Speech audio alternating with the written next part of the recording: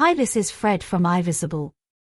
For those who do not know my channel, I encourage you to check my previous videos and most importantly my website by clicking on the link in the description box of this video.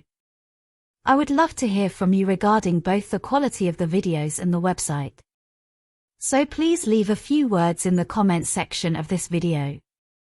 Today, I will cover the video where Priti Patel was grilled by members of parliament over the issue of channel crossing. Many questions were asked, so I will focus on what I think is important to remember from the exchange between the ex-Home Secretary and the Chamber.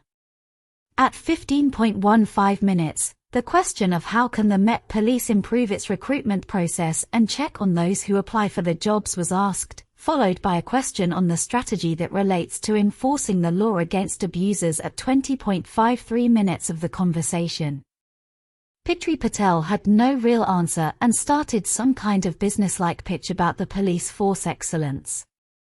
She was reminded that it was not the topic for the day, but she kept on going and came across as very rude. She argued that she had to put some contextual details. Hence the importance of spending a long time congratulating the police workforce without any tangible ground for it. This seemed highly superficial and out of touch with the conversation's aims and direction. In fact, when the main speaker of the chamber was able to get back on track topic-wise, it was mentioned that no face-to-face recruitment for police officers was available. I would have asked why the number of white British male police officers is so high compared to other ethnic groups. And why nothing has been done to change the racist and abusive culture currently perpetuated by such a pivotal public service department. Then, at 16.17 minutes, Patel was asked how to tackle the level of sexual offences. And are masturbation, voyeurism, and exposing private parts considered low levels of crime? There again, no specific reply was laid on the table to give at least some kind of reassurance that progress is being made. Her answers were vague and she briefly spoke about how mental health issues are all important points to explore, including prevention. Of course, no delivery dates were given for substantial improvement. I strongly believe that the police should be held accountable for the lack of competency when required. However, I don't understand what more tools they need in order to tackle sexual offences. Are we talking about providing more adequate training on sexual offences or being innovative by using new technology in order to detect potential offenders, and subsequently prevent a high degree of violence from happening in local communities? Due to the lack of insight into the subject, I was left wondering what the real purpose of officers investigating crimes is, and what can be improved to gain more compliance from the police task force. I wanted to gain more knowledge about how abusers operate and how to raise awareness among the police force and the public at large. Most importantly, the hearing was an opportunity to advocate for survivors of sexual assaults and domestic abuse. I was also expecting Mrs. Priti Patel to use less jargon and to listen to others' concerns. Her focus on how often she is in contact with the police force was not an important aspect to be pointed out because it doesn't help reduce crimes. It could, nonetheless, help create an adequate plan to tackle domestic abuse or prevent offenders from aggressing others, but she had no insight of this sort to offer on that day. She was reminded that she had to submit a clear plan of action back in 2021 and this was still not completed. The second part of the conversation was focused on the channel crossing by asylum seekers. Diane Abbott tried to pinpoint how Mrs. Patel justified the potential involvement of the Navy to deter channel crossing by asylum seekers.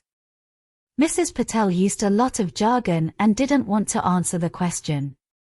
Patel expressed the fact that the work that included the Navy had not been completed yet. Whilst deliberately and rigidly staying on that ground, she refused to give more details on the operational approach to planning, coordinating and delivering a solution to tackle the issue. Meanwhile, Mrs. Abbott quoted James Heapy, the Defence Minister, who sent the clear message that no plausible intervention of the Navy on the matter was to be anticipated.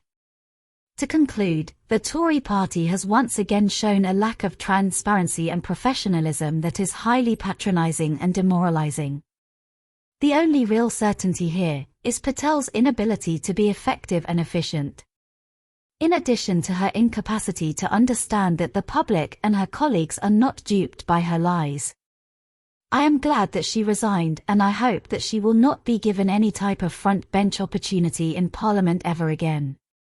We should detail her background though, because this is not the first instance where Patel showed her unprofessionalism politically speaking.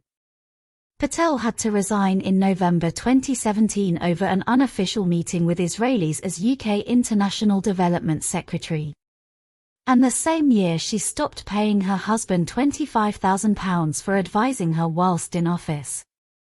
After all this, why has this woman been given a senior position under Johnson's premiership? She is just an opportunist and untrustworthy person who proved her callousness as she resigned for a second time in September 2022 as a Home Secretary. She is aggressive and very disrespectful even in Parliament. We witnessed her lack of calm and compassion when she shouted, "Shut up," to her colleagues in Parliament and was found to have broken the Ministerial Code of Conduct when an inquiry for bullying was raised against her last year, in 2021. I can imagine how difficult it might be to deal with her in the privacy of her home, especially for her son. I am so glad that she is out and I hope never to see her again. To me, she is to be avoided at all costs and banned from public service, forever. I think that this topic is very important to pay attention to. This is due to the undeniable impact that the role of the Home Secretary has on the daily lives of all UK citizens. We deserve better than Patel. Finally, this is my opinion only, I found her dress code very ugly. Her dresses lack grace. Compared to Theresa May, just to take an example of another senior member of the Tory party, was always very well put together. Mrs. May's jewellery and dress code sent a signal of competency, care, womanhood, and professionalism. Priti Patel is not at that level of care at all.